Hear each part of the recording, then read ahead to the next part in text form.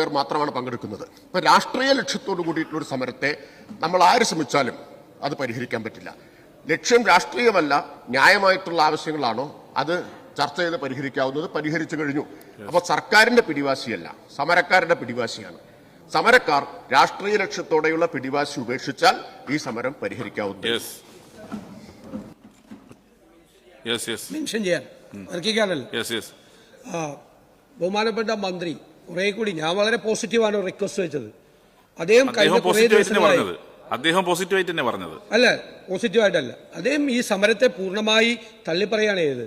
നേരത്തെ മന്ത്രിമാരെടുത്ത നിലപാട് അദ്ദേഹം കുറച്ചുകൂടി ഭാഷ മാറ്റിയെന്ന് മാത്രമേ ഉള്ളൂ. അദ്ദേഹം ഈ സമരത്തെ പൂർണ്ണമായി തള്ളിപ്പറയാണ് ചെയ്തത്. സാർ, ഒറ്റ കാര്യം അദ്ദേഹം പറയാം. ഒറ്റ കാര്യം, ഒന്ന്, മറ്റ് സംസ്ഥാനങ്ങളുമായി ഇത് താരതമ്യപ്പെടുത്തരുത്.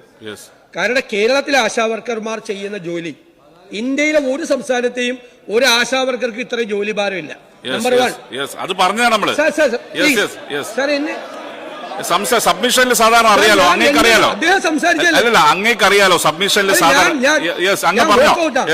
ഞാൻ വോക്കൌട്ട് ചെയ്യുന്ന പ്രസംഗം നടത്തുവാണ്. അല്ലല്ല അങ്ങ് പറഞ്ഞോ. രണ്ടാമത്തെ കാര്യം അദ്ദേഹം പറഞ്ഞത് ഇവർക്ക് ട്രേഡ് യൂണിയനുകൾ ഇതിനെതിരാണ്. ട്രേഡ് യൂണിയനുകൾ ഈ സമരത്തോടൊപ്പം ഇല്ല. സാർ, ഇതൊരു വേറെ യൂണിയനാണ് നടത്തുന്നത്. ഞങ്ങളുടെ ANTUC യൂണിയൻ എല്ലാ ജില്ലകളിലും ഇതേ ആവശ്യങ്ങൾ വെച്ചുകൊണ്ട് തന്നെ എല്ലാ ജില്ലകളിലും സമരം നടത്തിയിട്ടുണ്ട്. സാർ, ഇതേ ട്രേഡ് യൂണിയൻ നേതാവ് തന്നെ 11 വർഷം മുമ്പ് ഇതേ സഭയിൽ വന്ന് സംസ്ഥാനത്തിന്റെ ഓണറേറിയം 10,000 രൂപയാക്കി വർദ്ധിപ്പിക്കണം എന്ന് ആവശ്യപ്പെട്ടിട്ടുണ്ട്. 11 വർഷം മുമ്പ്. അപ്പൊ ഈ സമരം ന്യായമല്ല എന്ന നിലപാട് ശരിയല്ല. സാർ, സമരം ന്യായമായ സമരമാണ്. കേന്ദ്ര ഗവൺമെന്റ് ഇൻസെന്റീവ് വർദ്ധിപ്പിക്കണം എന്ന് ഞങ്ങളുടെ MPമാർ, ഞാൻ പറഞ്ഞു നേരത്തെ, പാർലമെന്റിലും ആവശ്യപ്പെടുന്നുണ്ട്. സാർ, ഈ സമരത്തെ തള്ളിപ്പറഞ്ഞ് സമരത്തിൽ ആൾ പങ്കെടുത്തില്ല എന്ന് പറഞ്ഞുകൊണ്ട് ഈ സമരം ന്യായമായ ആവശ്യത്തിന് വേണ്ടി അവർ നടത്തുന്ന സമരത്തോടൊപ്പമാണ് ഞങ്ങൾ അവരോടൊപ്പമാണ്. സാർ, അതുകൊണ്ട് ഇപ്പോഴും നിഷേധാത്മകമായ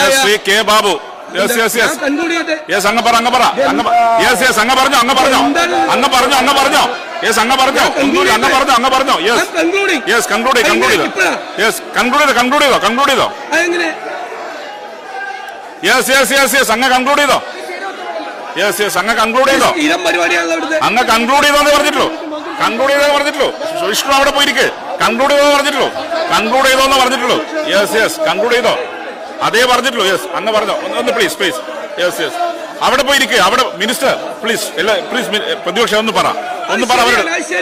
അങ്ങ് പറ അവരോട്. മൈക്ക് തരാം അങ്ങ് പറ അവരെടുത്ത്. ഒന്നങ്ങോട്ട് അവിടെ ഇരുത്തിക്ക്. മൈക്ക് തരാം. നിങ്ങൾ ടീമിനെ അങ്ങോട്ട് തിരിച്ചു വിളിക്ക്. മൈക്ക് തരാം. അവിടെ ഇരിക്കെ. ഒന്ന് ടീമിനെ തിരിച്ചു വിളിക്കാം അങ്ങോട്ട്. മൈക്ക് തരാം. അവരിരുന്നു. അങ്ങ് ടീമിനെ തിരിച്ചു വിളിക്ക്.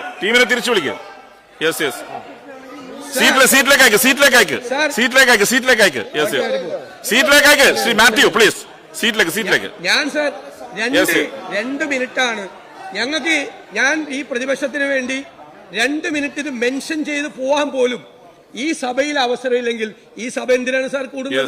ഇത് 99 പേര് ബഹളം ഉണ്ടാക്കി ഞങ്ങളുടെ ശബ്ദം നിലപ്പിക്കാനാണോ? ഒരു കാര്യമല്ലേ പറയുന്നത്. 15 മിനിറ്റ് മന്ത്രി അദ്ദേഹം പറഞ്ഞോട്ടെ. 15 മിനിറ്റ് ഈ മന്ത്രി പറഞ്ഞപ്പോ ഞങ്ങൾ കേട്ടുകൊണ്ടിരുന്നില്ലേ? മാത്രമല്ല, ഐ വാസ് കൺക്ലൂഡിംഗ്.